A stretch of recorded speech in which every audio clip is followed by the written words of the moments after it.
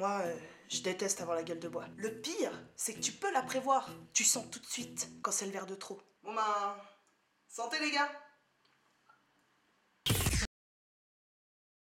Non! Quand tu te réveilles, il y a plein de choses qui se passent dans ta tête. Au début, pour retrouver la parole, pour communiquer, c'est difficile.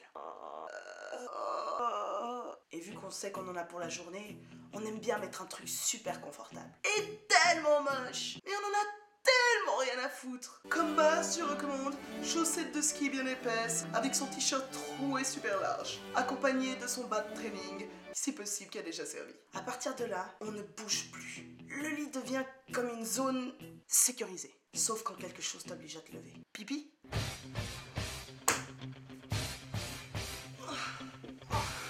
T'as l'impression d'avoir fait ça, alors qu'en fait, t'as fait ça.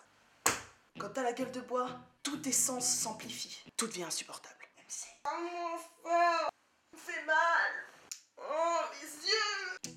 Et t'as une sensation super désagréable. T'as la bouche sèche, alors tu bois. Mais rien ne passe. Ah, rien. Juste de l'eau, alors tu en bois. Beaucoup. Mais pas trop, hein. Sinon, pipi. J'aime pas, parce que finalement t'es très inactif quand t'as la gueule de bois. Tu peux juste faire des petits mouvements.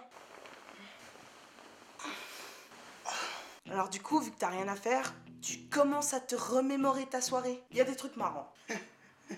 Des surprises. Oh. Des trucs moins marrants. Non. Et parfois même... Oh non. Après quelques heures, tu te sens un peu mieux. Alors tu t'habilles.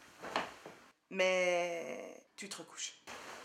Et vu que tes yeux vont mieux, tu regardes ton téléphone. Et là, tu réalises que tu as envoyé 4 messages à tes ex, 2 messages à ton boss, 13 messages à tes potes et 6 messages au gars qui te plaît. Non! En plus, t'arrives même pas à déchiffrer. Les messages ressemblent plus à des hiéroglyphes qu'autre chose.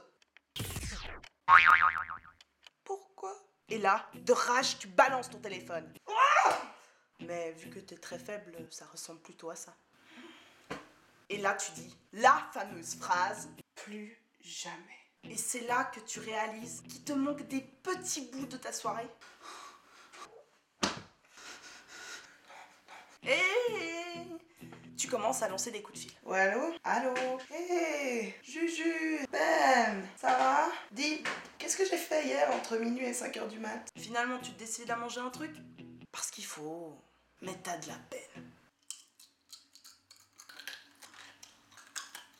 Et au moment où tu sens que ça va mieux, que tu as vraiment pris conscience de ta journée, appris de tes erreurs.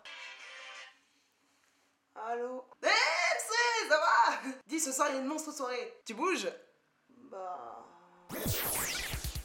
plus jamais. Ok, j'arrive. Non!